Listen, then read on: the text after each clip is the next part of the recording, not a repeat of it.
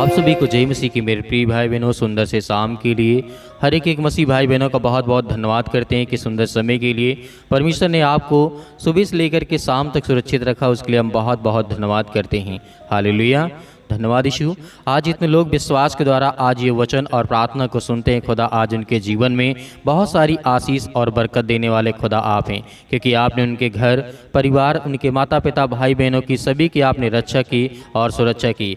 आज जो बहुत सारे दुख और मुसीबत में हैं पिता परमेश्वर, आज उन्हें एक अच्छा रास्ता दे, एक मार्ग दे, ताकि वो चल सके पिता और आपकी महिमा कर सकें। मेरे प्रिय भाई बहनों, परमेश्वर आज आपको हर एक प्रकार के दुख से निपटने के लिए परमेश्वर आपको एक रास्ता, एक मार्ग देगा, ताकि उसमें आप चलें। आपके जीवन में जो भी किसी प्रकार की समस्याएं हैं उसे परमेश्वर देखे और खुदा आपके घर में बहुत सारी सुख और शांति देगा। इसीलिए मेरे प्रियो, हम जानते हैं कि हमारे जीवन में बहुत सारा दुख है और तकलीफ है, मुसीबत है, लेकिन मुसीबत से निपटने के लिए जब परमेश्वर का वचन कहता है कि हर हाल में हमें क्या करना चाहिए, धैर्य रखना चाहिए। धैर्य का मतलब पेशेंस आज हमारे जीवन में है, तो हमें विश्वास रखना चाहिए कि परमेश्वर आज मेरे जीवन में काम करेगा। यदि हम अपना धैर्य खो देंगे, आज हमारे पास पेशेंस नहीं होगा, तो हम ये दुख में और मुसीबत घड़ी में हम क्या सोचेंगे, हमें करना क्या है। इसीलिए परमेश्वर का वचन ही कहता है कि हर हाल में आपको धैर्य रखना है और विश्वास रखना है। जब आपके जीवन में बहुत सारी दुख आए, बहुत सारी तकलीफें आएँ, तो परमेश्वर के वचन को याद रखना,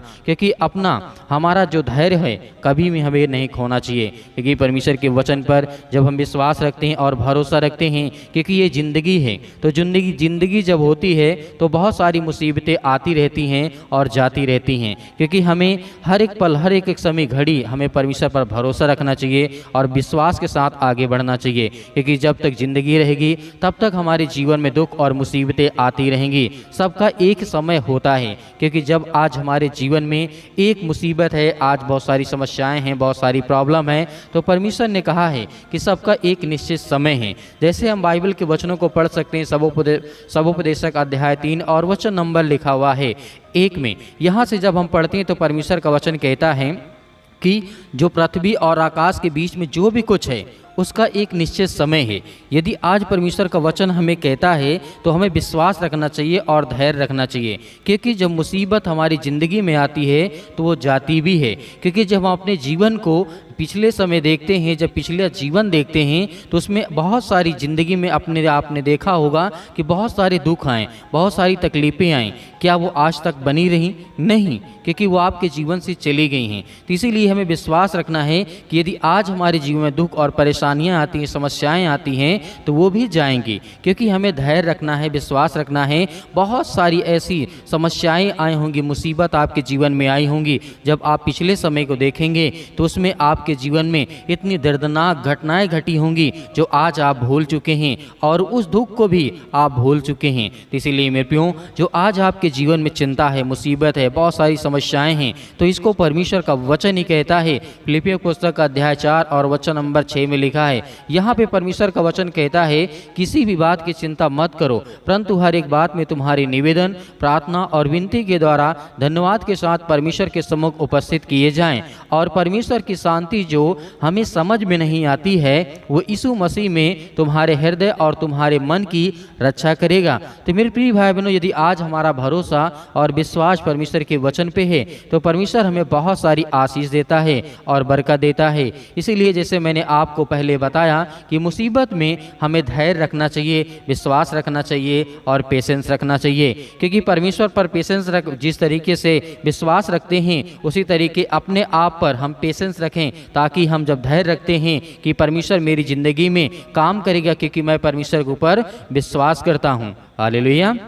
तो मेरे प्रिय भाई बहनों, परमेश्वर के वचन के द्वारा आज हमारे जीवन में बहुत सारी आशीष आएंगी। इसीलिए आज हमारे हर जीवन में जो हर एक मसीह भाई बहन हैं, उनके जीवन में हर एक प्रकार की जो समस्याएं हैं वो सब कुछ ठीक होगा। इसीलिए यिर्मयाह के द्वारा अध्याय 33 और वचन नंबर 6 में लिखा है, परमेश्वर का यहाँ पे वचन कहता है, देख मैं इस नगर का इलाज करके इसके निवासियों को चंगा करूँगा। आज हम किसी भी देश में, किसी भी शहर में, किसी भी राज्य में, किसी भी गाँव में, किसी भी जगह, किसी भी स्थान में रहते हैं तो परमेश्वर हमारी रक्षा और सुरक्षा करता है। वो हमें हर प्रकार की बीमारियों से, हर प्रकार के दुख से, हर प्रकार की समस्याओं से हमें परमेश्वर बचाता है। इसीलिए परमेश्वर का वचन कहता है और उन पर मैं पूरी शांति और सच्चाई प्रकट करूंगा। तो परमेश्वर का वचन कहता है और हमें धैर्य रखना है, विश्वास रखना है। इसी तरीके यूहन्ना कहता है अध्याय 14 और वचन नंबर लिखा 28 में, यहाँ पे यूहन्ना ने क्या कहा था, तुमने सुना होगा कि परमेश्वर का वचन कहता है कि मैं जाता हूँ।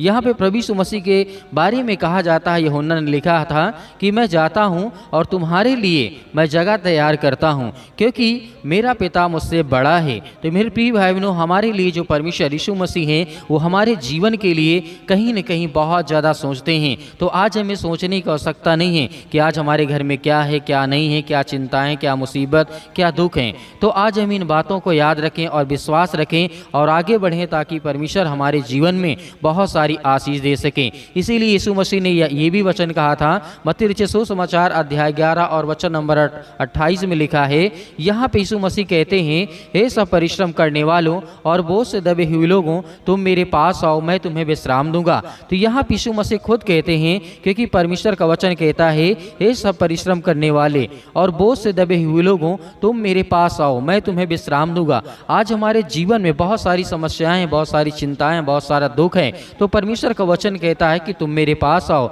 मैं तुम्हें विश्राम दूंगा। इसीलिए परमेश्वर का वचन आगे कहता है 29 में, मेरा जुआ अपने ऊपर उठा लो और मुझसे सीखो, क्योंकि मैं नम्र हूँ और मन में दीन हूँ, और तुम अपने मन में विश्राम पाओगे। तो ये परमेश्वर का वचन कहता है, आज जो सारी चिंताएं हमारे जीवन से जाएंगी, आज जो दुख है वो सब कुछ जाएगा, यदि हम विश्वास करते हैं और प्रार्थना को हम अंतिम तक करते हैं तो परमेश्वर हमें बहुत सारी आशीष, हमारे घर के, हमारे बच्चों को, हमारे जीवन में जो भी किसी प्रकार की समस्याएँ हैं उसे परमेश्वर देखने वाला है। इसीलिए परमेश्वर का वचन कहता है 30 में, क्योंकि मेरा जुआ सहज है और मेरा बोझ हल्का है। मेरे प्रिय भाई बहनों, यहाँ पे परमेश्वर का वचन ये नहीं कहता है कि आप भौतिक रूप से यानी शारीरिक रूप से बोझ से दबे हुए हैं। नहीं, परमेश्वर का वचन कहता है क्योंकि आज हमें शारीरिक तो हमारा बोझ सही है, हम उसे सह लेंगे, उसे हटा सकते हैं, उसे उठा करके रख सकते हैं बाहर से, लेकिन